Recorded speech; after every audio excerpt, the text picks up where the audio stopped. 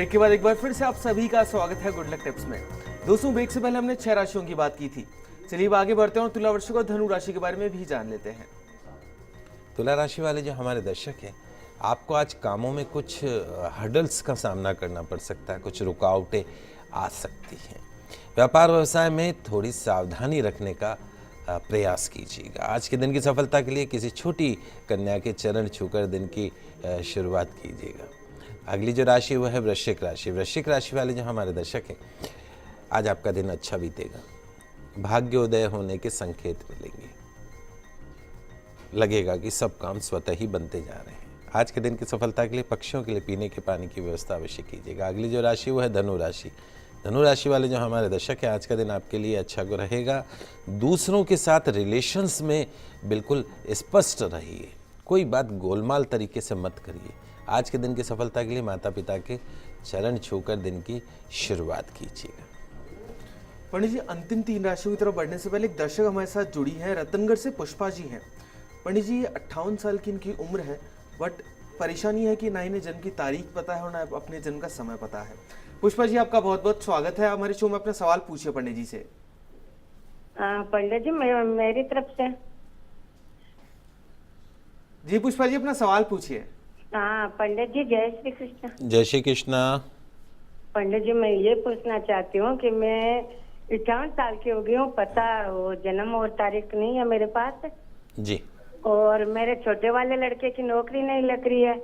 मैं जो भी काम करती हूँ अच्छा ही करती हूँ। मैं सुंदरकांड का पाठ करती हूँ, विष्णु सहस्त्र नाम का पाठ करती हूँ और मैं भगवान का भी पूरा रखती हूँ, लेकिन मेरे साथ अच्छा नहीं हो रहा है। क्या बात है?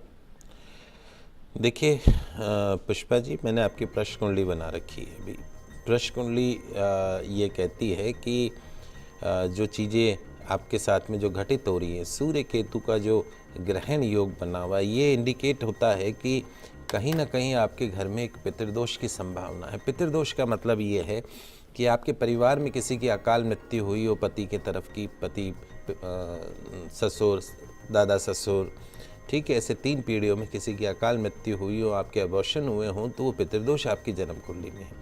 आप सारी पाठ पूजाएं करती हैं, लेकिन पितरों के नाम का एक शुद्ध देशी घी का दीपक आपको अवश्य लगाना चाहिए। पानी का मटका जहाँ भर के रखते हैं वहाँ पर। जैसे ही आपके पितर प्रसन्न होंगे, आपके घर में मांगलिक कार्य होने शुरू हो जाएंगे। सुंदरकांड का पाठ आप कर ही रही हैं, उससे बड़ा और कुछ उपाय है ही नहीं आज के समय में। पहली रोटी गाय की और आखिरी 2 रोटी कुत्ते को निकालना शुरू कर दीजिए। नमक के पानी का पोछा लगाइए। सोते समय जो सिर है वो पूरब दिशा में रखिए और उसके साथ साथ में एक काम और कर दीजिएगा, अगर संभव हो सके तो महीने में एक बार 1.25 किलो अनाज ले लीजिए, पक्षियों को खिलाने वाला जौ बाजरा, जो भी आप श्रद्धानुसार खिला सकें, और वो महीने में एक बार रविवार के दिन पक्षियों को खिला दीजिए। निश्चित तौर पे आपके घर की सभी समस्याओं का समाधान होगा। आपके जो बंद रुके हुए जो कार्य हैं वो भी पूर्ण होंगे और घर में मांगलिक कार्य भी होगा। पंडित जी, अभी के लिए शैलेंद्र जी भी जुड़ गए हमारे साथ, कोटा से हैं ये। इनकी जन्म की तारीख है 22/7/1970। उनके जन्म का समय है सुबह का 11:45 का। शैलेंद्र जी, आपका बहुत बहुत स्वागत है हमारे शो में। अपना सवाल पूछिए पंडित जी से। जय श्री कृष्णा पंडित जी। जय श्री कृष्णा।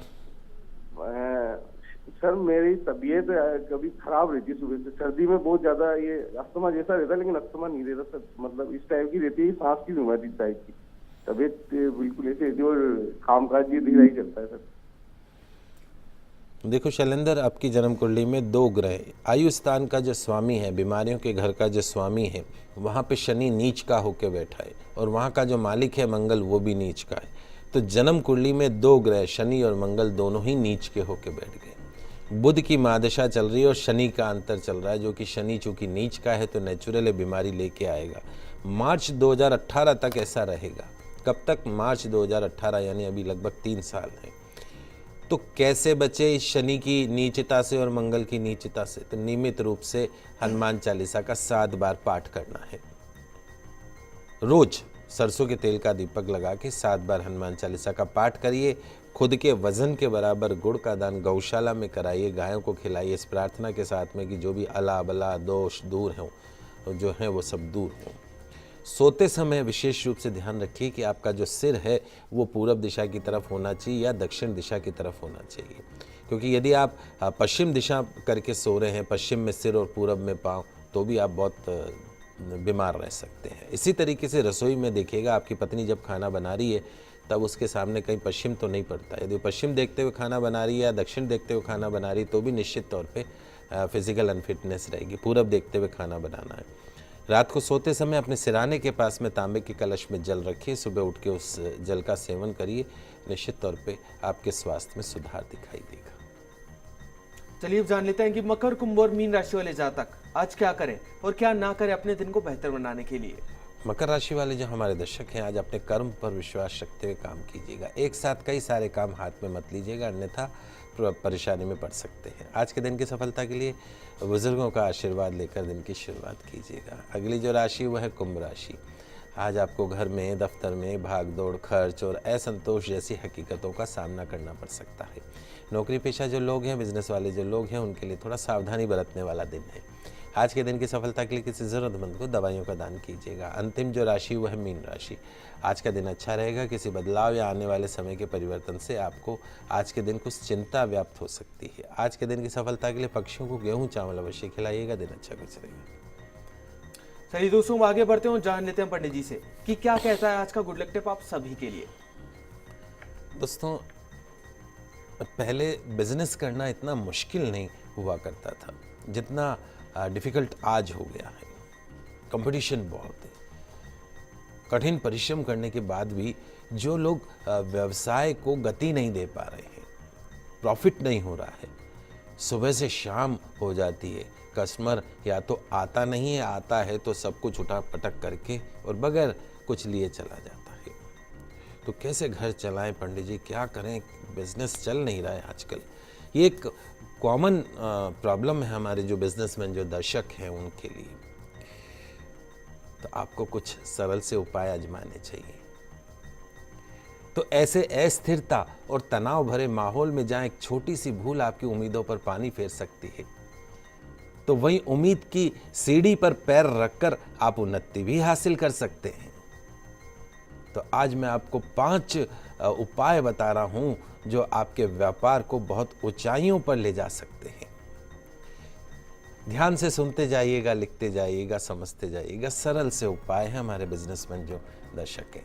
शुक्ल पक्ष के किसी भी सोमवार को पास में कोई भी मंदिर हो जहाँ पे पीपल का वृक्ष हो, वहाँ संध्या समय में जाकर थोड़ा सा अंधेरा हो जाए, एक शक्कर, बताशे और मिठाई जो है वो पीपल को अर्पण करनी है और मन में अपने इच्छित मनोकामना के बारे में स्मरण करना है। 7 सोमवार तक उपाय कीजिएगा ये, और अपने बंद पड़े व्यापार को किस तरीके से आप दौड़ते हुए देखेंगे ये आप मुझे भी बताइएगा। महीने में एक बार, सप्ताह में एक बार, हो सके या रोज हो सके तो विष्णु सहस्त्रनाम और श्री लक्ष्मी स्तोत्र का पाठ करके बिजनेस पे निकलिए। उस बिजनेस पे कभी भी फाइनेंशियल लॉसेस तो हो ही नहीं सकते।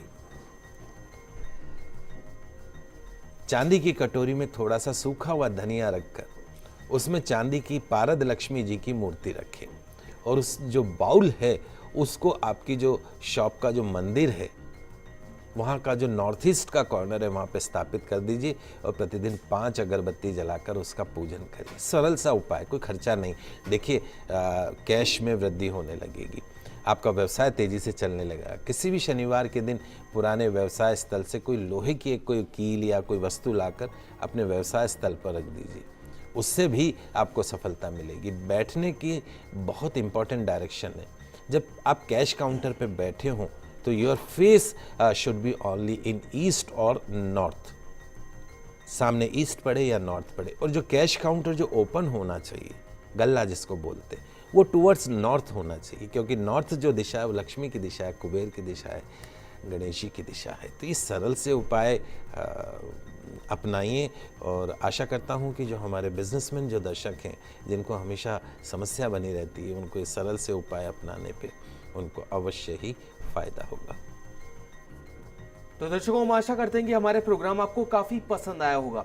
पंडित जी हमारे स्टूडियो में आने के लिए और दर्शकों की समस्याओं का समाधान करने के लिए आपका बहुत बहुत शुक्रिया। आप सभी का आज का दिन मंगलमय हो, शुभ हो। जय श्री कृष्णा, जय माता की, जय श्री हरि। तो अगर आप भी अपनी किसी भी समस्या का समाधान चाहते हैं पंडित जी से, तो आप भी हमें कॉल कर सकते हैं, आप हमें ईमेल भी कर सकते हैं। हमारा ईमेल आईडी है goodlucktips@firstindianews.com। कल फिर मिलेंगे, तब तक के लिए खुश रहिए, अपना ख्याल रखिए, नमस्कार।